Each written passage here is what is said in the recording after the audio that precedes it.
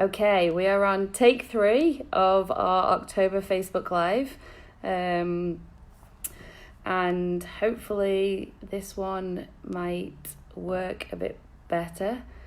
We've been able to get Nate to join us, but then we were just struggling on the last one with a little technical sound problem. So let's see what happens with this one. So yeah, our October Facebook Live is going to be around autism and anxiety. It is a topic that was our information officers and our regional coordinators across the region do see a lot of questions from families on this topic. It's something that they have quite a lot of resources on, and Nate is definitely someone who they refer a lot to and who's done a lot of work in this area. So we're really glad that he is able to fit us into his schedule. We, as you can tell by our technical mishaps, we haven't really been able to practice this one. So hopefully we will be able to see if Nate, there he is, let's add him. And hopefully this one might work a bit better.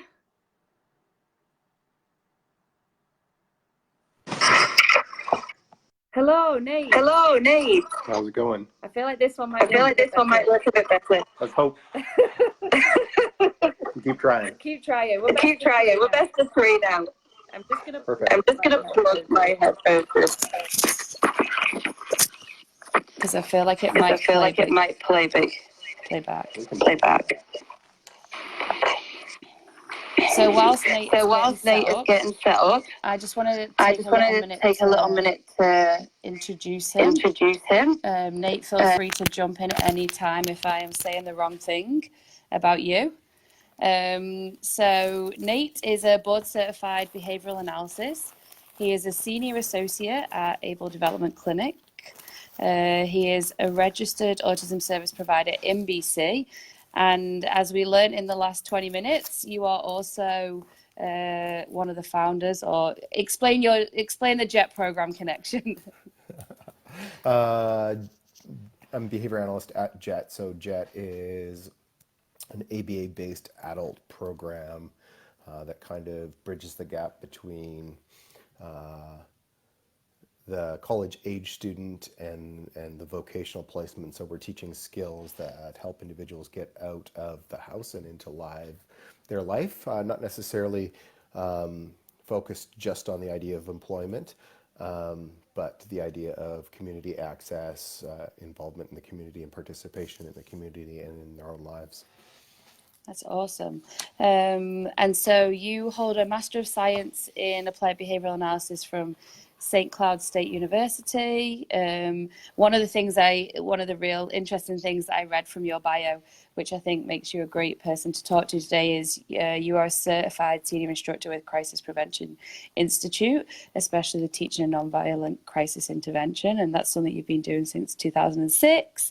More than 16 years of hands-on experience working with a variety of students, those who would be vocal, non-vocal, beginner, intermediate, advanced learners, and children, and adults with various different behavioral profiles. It says you've worked here with home-based, school, and residential settings. You've held many different titles, and some current areas of interest are around the treatment of anxiety, acceptance, community therapy, and fitness. Does that all sound pretty accurate? Pretty accurate, yeah. I started ABA in late 1999. Okay. It's kind of crazy. That we're 2019 now. But, yeah. And you've probably seen not that today's a conversation around that, but you've probably seen quite a change in how things have been done and how things have evolved over the years, I guess. Yeah, I started with some very traditional LOVAS style ABA, and the field of behavior analysis has evolved as the technology, and time has passed, and I think we've come a long way in terms of looking at functional skills and getting people into their lives, right? Mm-hmm. For sure. And so, yeah, I mean, many of our Facebook topics, we kind of pick from the different themes, and a lot of it is driven by what our regional coordinators and our information officers see coming through calls, email requests, from both individuals on the autism spectrum, parents, caregivers, educators. And so I guess I'm just going to jump straight into some of the kind of typical questions we have, or things that people have sent in as areas that you might be able to provide some expertise or tips or knowledge on.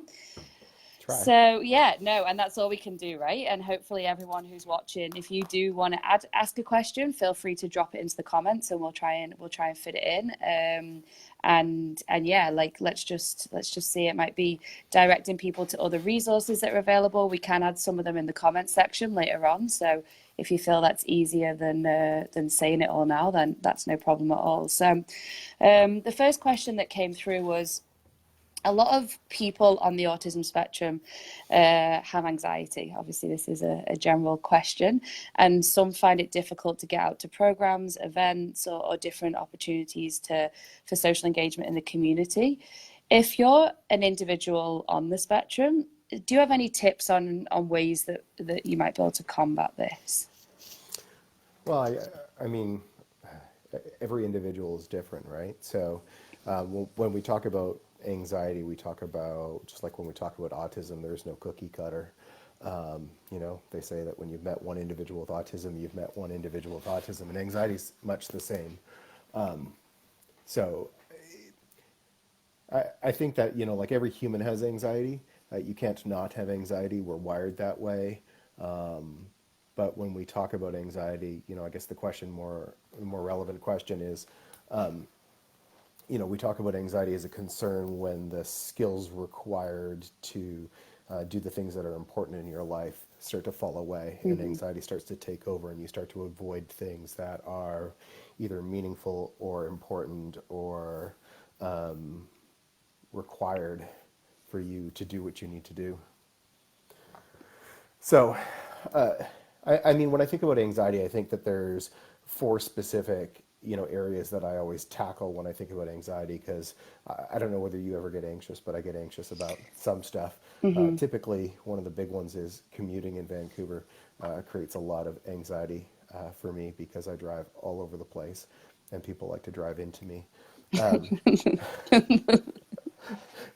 which I dislike, right? So, you know, like anxiety is we say is a disorder of anticipation. So, you know, it's dragging the past into the future in anticipation of a horrible outcome. And it has echoes of things that have occurred to us. So when somebody says to me, somebody doesn't want to go somewhere, you know, I typically would ask why. And you know, every kid, depending on their, you know, their cognitive or language ability, will usually give me a reason why, because anxiety is personalized. They might say it's too loud, it's too busy, I don't feel comfortable. Like there'll be echoes of whatever it is. And so until I know that, you know, and really know what is impacting that person, why they're avoiding that situation, then I'm stuck. Because as a generalization, if we say, you know, I avoid social events, we're talking about social anxiety. Okay, why are you anxious socially? Because Stephen Hayes says, or at least I have paraphrased things that Stephen Hayes, who is kind of one of the founders of acceptance and commitment therapy, says we struggle where we value, and people who are socially anxious value social interaction. But they avoid social interaction because that actual interaction creates stress for them. So the question is, what piece of it is? Do you feel that people are looking at you or assessing you, or do you feel like, you know, you're awkward? Like, what component of it creates stress? And so there's, you know, there is a component of analysis that goes into why somebody is avoiding something, right? And sometimes it might just be that there's not been a clear enough outline of what's going to happen at this social interaction, right? So the anxiety then comes from you kind of going into this situation and don't really know what you're going into. Absolutely. We know that anxiety and predictability are inversely related. The more unpredictable something is, the more anxiety inducing it is. Yeah. The more predictable it is, the less anxiety inducing it is. but the more coping skills you need to deal with it, right?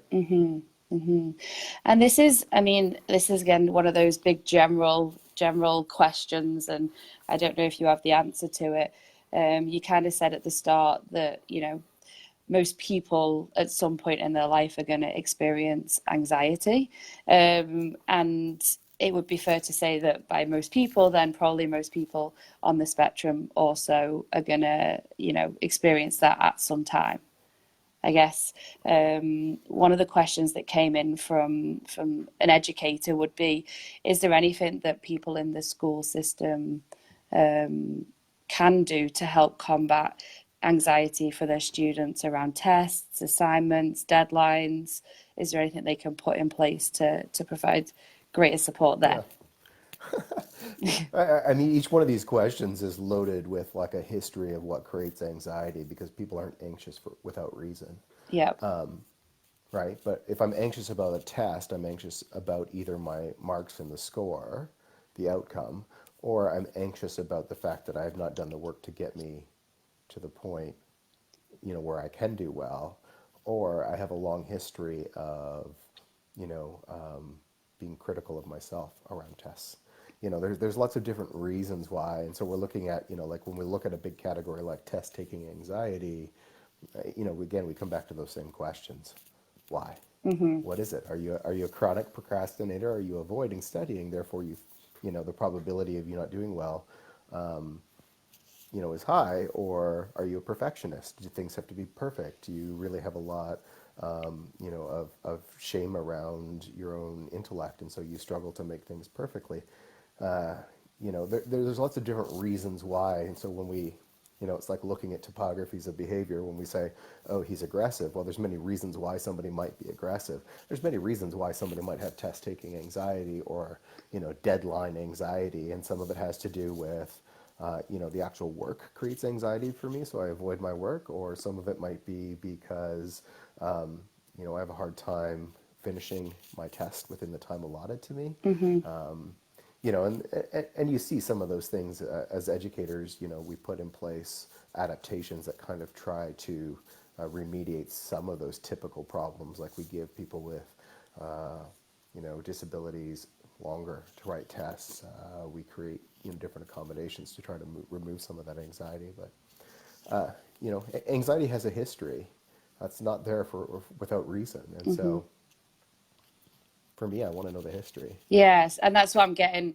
And this is definitely not my expertise, but that's, I guess, what I'm taking from what you're saying is it's definitely around, rather than having those things in place to try and ease this anxiety, it's having things in place way before to really know who your student is, or know who the person is that you're inviting out on these social, and really having a conversation and listening and asking the why, so that potentially you're maybe trying to, rather than trying to unpack anxiety as it happens, putting the things in place to make sure that it maybe, doesn't necessarily get to the stage where the individual doesn't feel like they can sit an exam, or go out to that event, or get on transit, or whatever that might be.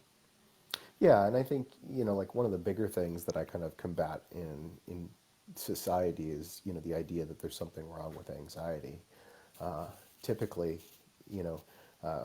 we have this idea that if there's anything wrong with us, like if I cry, that indicates something's wrong with me. Or if I'm sad, it has some, echo of there being a significant issue with me. I have, a mental problem because I'm sad, or, I have grief. And like, yet if you think about those things in your life, like, when's the last time you cried, or, when's the last time you had grief, or, it's all related to stuff that's phenomenally important to you as a human.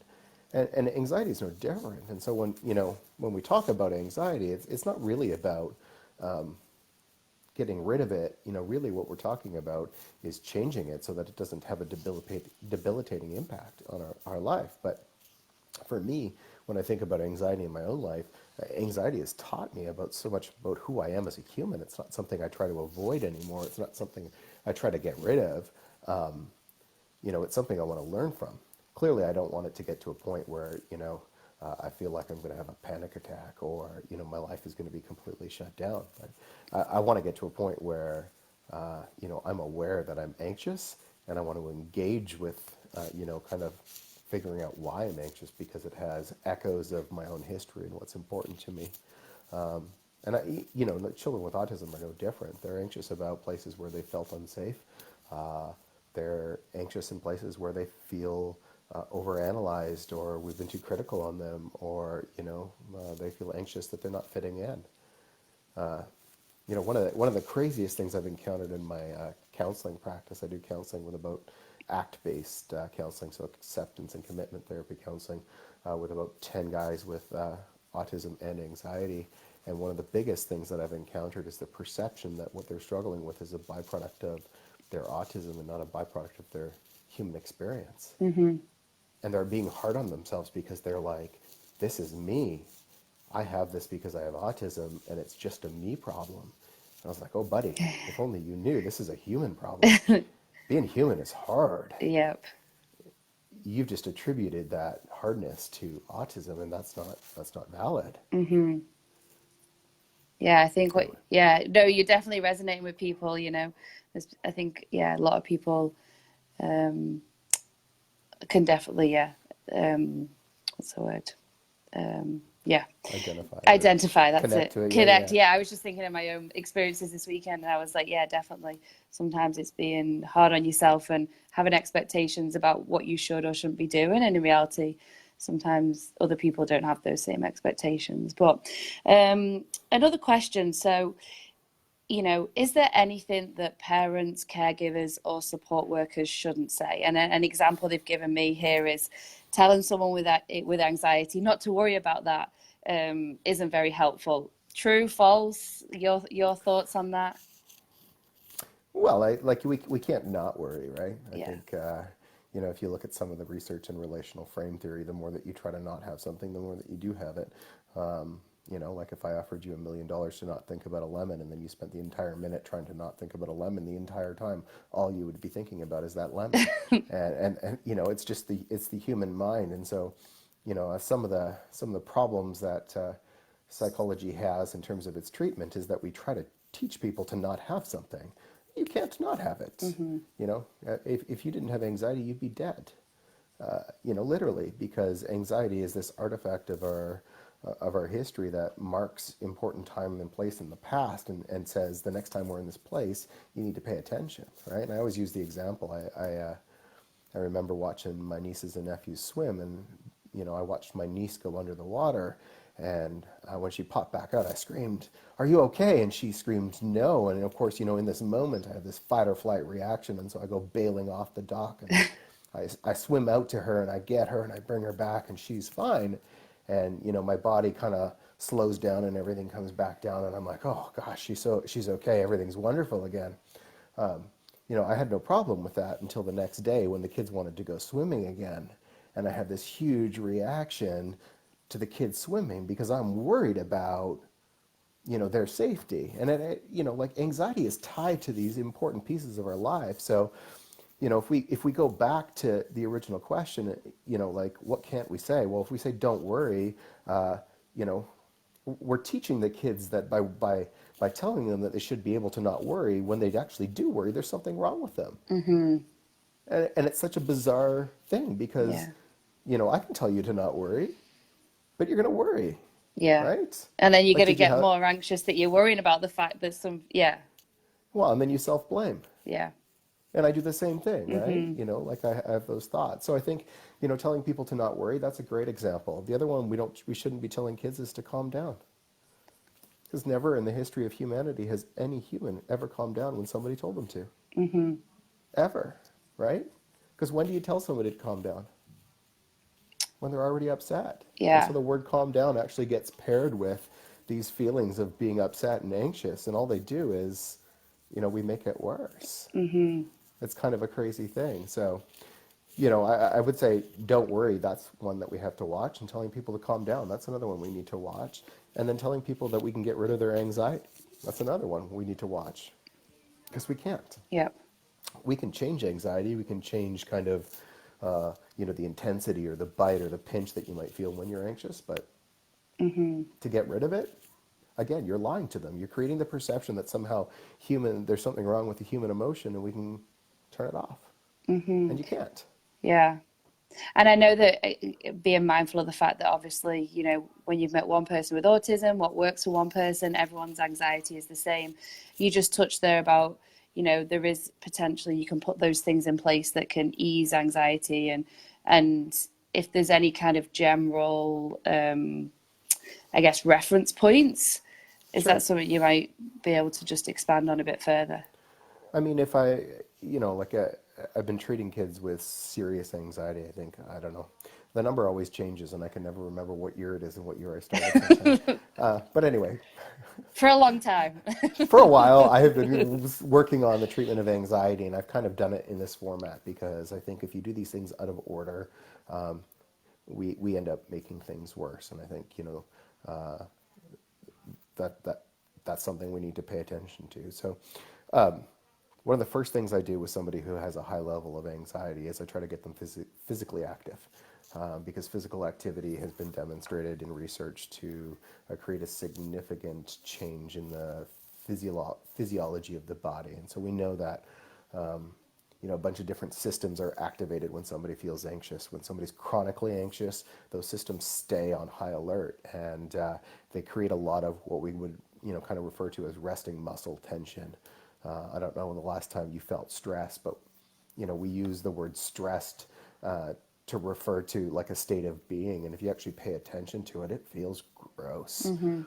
For me, when I'm stressed, my chest is tight. I can feel the muscles in my neck tightening. I start to clench my jaw, shoulders, right? And then, for me, I get hot, and then I start to get a headache, and then I just get grumpy, right? And I just, I want to lash out, and that's what I feel like when I'm stressed, and that's a physiological feeling. So, somebody could come in and say, hey, calm down, but as long as my physiology feels stressed, I'm going to be stressed. And so, telling me to calm down, I'm going to lash out at you because I don't have the skills to calm down.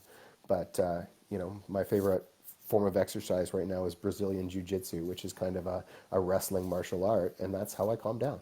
I spend 5 or 6 hours a week wrestling, and it's a cardiovascular, full contact sport where, I come out of it feeling absolutely great because I've calmed my body. And so, when I work with students, the first thing I do is I get them active, and we start where they are. It's not like, I'm creating marathon runners, the first day, or, like world champions, but we start. We start with running, and running is one of those exercises where you support most of your body weight while you do it. And so it's pretty easy to get your heart rate up. There's a bunch of science behind the physiology. One of the other questions we're going to get to today is, are there any good books to read? And there's one by John Rady called Spark, and he's a psychiatrist that works at Harvard, and he recommends exercise as a treatment for anxiety and depression and a bunch of other stuff. But he goes into the the biochemistry that changes in your brain when you're active and what it does to your body. If you are highly anxious, you need to be active. And that is the only way, unless you, step into the world of medication, that you're going to change how you feel. And so my first step when I'm treating anxiety is always to get people active. The second thing that I would typically do is I create portable strategies for calmness, because some of the places I go and some of the things I do and that create anxiety for me don't allow me to take a break and go and have a 10-minute run to bring my body back down. Sometimes I have to sit through, a long lineup or, a passport application or anything that might induce stress. And it's like, I can't leave. And so, there are lots of tricks, around teaching visualization, mindfulness, diaphragmatic breathing, all of this stuff that we can do that changes our body. It's like 8 minutes of diaphragmatic, like nice deep breathing, switches the body out of that fight or flight stage into a rest and digest stage. And so 8 minutes of breathing has the ability to impact how you feel. And it can take you out of a really heightened state and put you in a much calmer state. And so I think, first I get people physically active because it's a good proactive strategy to really bring down and change how the body feels. It creates a lot of resources. But the second thing I typically choose to do is create portable strategies that you can take into the test, into the classroom, while you're commuting, all of these different places where we feel anxiety, so that I can shift my body and bring it down. The third thing I typically do is I try to teach kids about anxiety. I think anything that we don't understand or don't really haven't been taught about, we create different explanations for. I'll never forget sitting with a kid who was highly anxious, and he was trying to explain his problems to me, and he turned to me and he's like, "I've got anger issues." And I said, "Dude, you don't have anger issues, you have anxiety." And like he just looked for the closest thing that he understood to try to explain what he was feeling and experiencing. And he didn't understand. And why didn't he understand? Because nobody had taught him. Like, we live in a society where we have a lot of shame about this thing that we call anxiety. And yet, I don't even know what the numbers are now, but the last time I looked at the numbers, like, where 40% of Americans have high levels of anxiety. 2013, there were 305 million Americans, and there were 295 million prescriptions for anti-anxiety meds. Like, we're hiding something, right? As a society, we're pretending to not have something that is so prevalent. Like, it's the number one disorder affecting children and adults right now. It's surpassing all the other medical disorders. Anxiety is taking over our world. And so, my third step when working with kids is I teach them about anxiety. And anxiety is directly tied to your past. It's tied to the things that are important to you. It's tied to taking action and control in your life. It has fantastic, motivation within it if you really pay attention to the fact that anxiety is there to like grab your attention and get you to pay attention. It really creates an opportunity for you to become more of the person you want to be, as opposed to avoiding things and allowing your life to pass you by.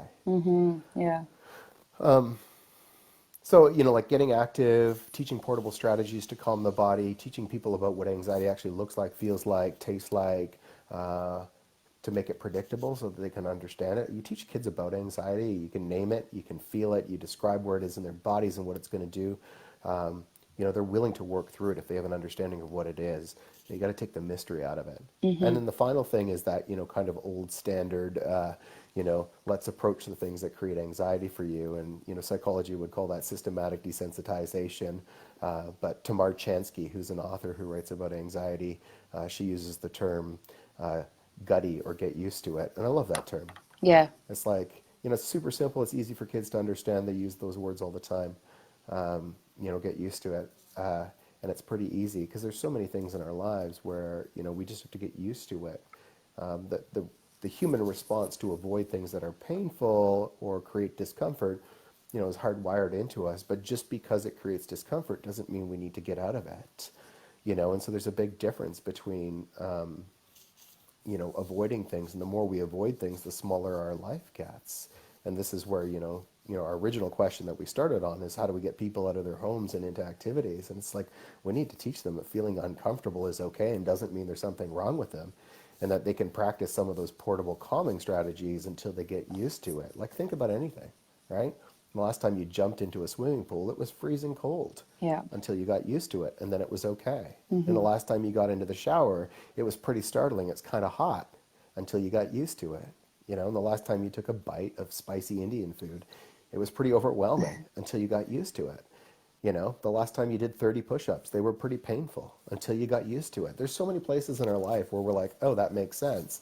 And then we have this other category where like, oh, it has emotion attached to it. That must mean there's something wrong with me. I'm going to run away. And I typically talk about, the short-term loss for the long-term gain versus the short-term gain for the long-term loss. And avoidance is one of those things where it's a short-term gain for a long-term loss. It's like the more you use avoidance as a strategy to get comfortable in your life, the more it becomes a habit of how you manage your feelings and your experience, and you become held captive by those things that you avoid. So, that's a long-winded answer. What do you do with anxiety? Well, I teach kids to get active. I give them portable strategies to calm their body. I educate them about what anxiety looks like, what it feels like, and then I help them approach those things that create anxiety for them by, working through their values, what's important, and creating motivation. And as a package, those are the four things that I typically would do. Of course, it's different for every kid, but Yeah. that's a snapshot anyway. No, it's really great. And just kind of drawing on that last one about that, like jumping in and giving it a go. I think that, there's so many programs out there as well that kind of create those safe environments to try those experiences. Just at the weekend, there was a girls club, and, that's been run a year and a half now. And kids have been coming to the centre here in Richmond. And it was, for this weekend, for the first time, I saw some of those older kids kind of standing off to one side and, following each other on Instagram or doing all those kinds of things. But that's definitely something that's, taken a while to get to that stage, even though they've kind of interacted with each other or they've been in the same place for months and months and months now. But I think that's that feeling of, kind of what you're saying there, like just get in and keep trying until you get to a point where you feel more comfortable and kind of can combat the next bit of it, I guess. Yeah, I think, like for all of us, it takes time for us to get used to anything and it requires repeated practice. But, underneath all of that is this perception that somehow, you're doing it better than me and what I'm experiencing is different than you. And that means there's something wrong with me. And I think, because we live in a society where, some of the social niceties that we've created are, they kind of rob us of the truth. It's like you walk up to people at the grocery store and they say, "Hi, how are you?" And you say, "Fine, how are you?" And I was like, "You just lied to me." And I just lied back to you, like, Yeah. because we kind of have this, like our social behavior has created these two people, the one we show people and the one that we really are. And, most people don't understand that those are different things.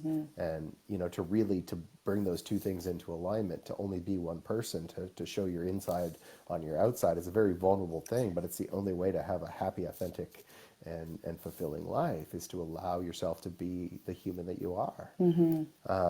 And that's what we need to teach kids is like, being human is hard. That's not what's wrong with you. Yeah. And you need to decide what's really important and go chase it and build whatever you want. Like, you can dream as big as you want to dream. If you want something, it's going to be hard work. And the only way you're going to get there is through repeated practice. So, most of the kids I do counseling with are really stuck on the idea that, this is a them problem and they're not experiencing something that is significantly, a normal phenomenon in our society. Yeah. Right? Yeah. And you've provided some great resources already, and hopefully we'll be able to add some of them into kind of the comments below so people can go off. Is there any other books, resources, apps, kind of that you would say, go out there, look at this, try it out, see if it Yeah, works? well, it depends on how far you want to get into this. Yeah. It's kind of a rabbit hole, and I think that, as a society, we better jump in that rabbit hole because the rest of our world's going to fall apart if we don't. Right?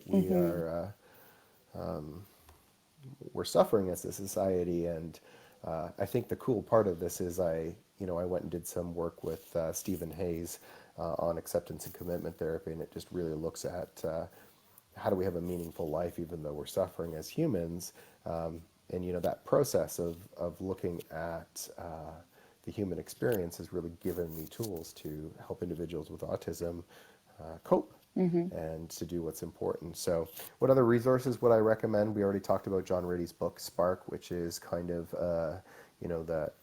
the most interesting book I've read on exercise and activity. Stephen Hayes has a personal or like a self-help book called Get Out of Your Mind and Into Your Life.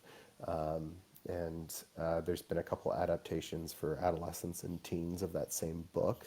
But I think that the interesting thing to challenge people to do is, if you want to work with a child who has significant anxiety, you need to get one of those books, like Get Out of Your Mind and Into Your Life, and work through it in your own life, because that's the only way that you're going to really have the ability to apply these principles in a meaningful way is when you've actually walked through the process yourself. It's like, I went to a workshop on a boot camp, they call them, put on by Praxis, which is a provider, and Stephen Hayes and Kelly Wilson and Kurt Strozel ran a workshop in Reno when I went. And I came back from it, and I was like, I went down to, to discover and learn some tools for kids with autism. I came back, and my wife was like, "What did they do to you? You're a completely different person." And I was like, yeah, well, it's a very interesting thing when you go to a conference and you come back more human than you came in.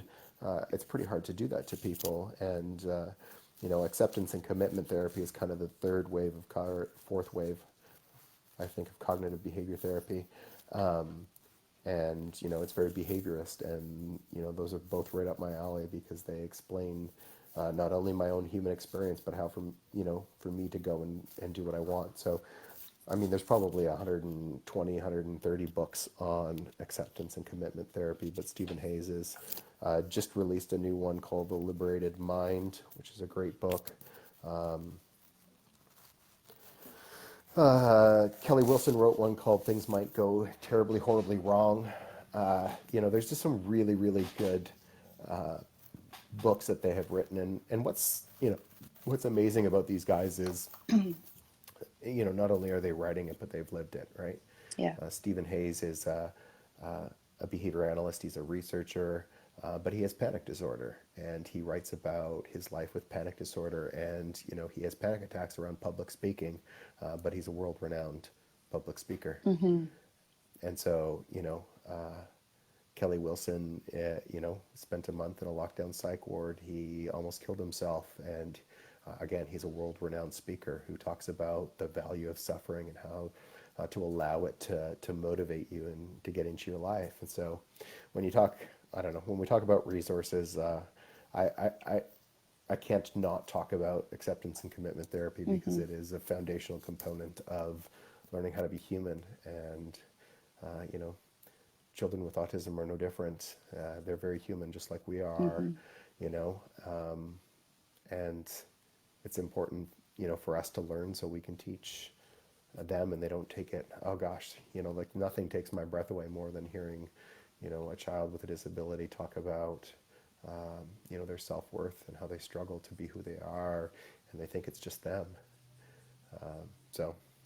Anyway, talking about resources. So those would be, kind of my favorite books are the ones by John Rady and Stephen Hayes. I've read some good books by Tamar Chansky, who does cognitive behavior therapy, and she writes books on anxiety in children, and those are wise as well.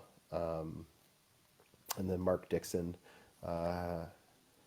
has put out some new curriculum on teaching mindfulness and acceptance to kids with autism. And I think the book is called, gosh, I'll have to find it, but I think it's called AIM. Okay. And it stands for something, AIM. Everything's an acronym. And I was gonna actually say as well, for any, like, we'll obviously get this list and pop it in, and some of these resources may be in the Autism BC library as well. So if it's something that, if you're watching from somewhere outside of Richmond, and we'll put the link and you can search for them, we can ship them out to you wherever you are with a free shipping back. So it will help save some pennies, have it a read, and then I'm a big library person, so it's always, although people need to buy books as well. I buy books, but then I give them away, and then, like I've bought, I don't know, hundreds of books, and I have no idea where they are. I don't rightly care. Like if, like if a book is going to become a resource for a child or a family, then, I'm happy to provide. But well, yeah, there's some good ones out there. There is, and I was going to say, in terms of when you were saying just earlier about, like, this is the way you've done it, and I think that one of the reasons we asked you to be here was because when we started talking around this topic, your name was the name that came up many, many times. So the work you're doing and the kind of format you have is obviously having a big impact on the lives of families in Vancouver and the wider. I know your practice has spanned the whole province, so we really, really appreciate you joining us today. I know that it's time out of your busy schedule. So before we kind of round up, is there anything else that I've missed? Any questions I didn't ask that you're like, I really want to say this? Or I could talk forever about anxiety and autism, but I can't think of anything off the top of my head. No. But if you have an audience who wants to have this conversation again, I'm happy to do this at another time with another list of questions if that's what needs to be done. Awesome. And, you know, Nate, you can contact Nate. He does have a website. I didn't write it down before I started this. So, Nate, you're going to have to do your own promo post. I can hear my wife screaming in my ear because I always don't do promo posts at the end Yeah, of my workshops. no, Yeah, 100%. so natesearle.ca is a website we set up. We do workshops on anxiety. We're going to do one probably in January about anxiety. We haven't picked a date yet, but that will be posted on that website. We also have Nate Searle Workshops has a Facebook page and a Instagram account where those dates will be posted. Yeah. Great. And we'll get that linked into the comments section as well. So if you're trying to, you've probably seen me scribbling down. So That's all good. we will add it all into there as well. Yeah, thank you so much. Thank you everyone for bearing with the technical difficulties at the start.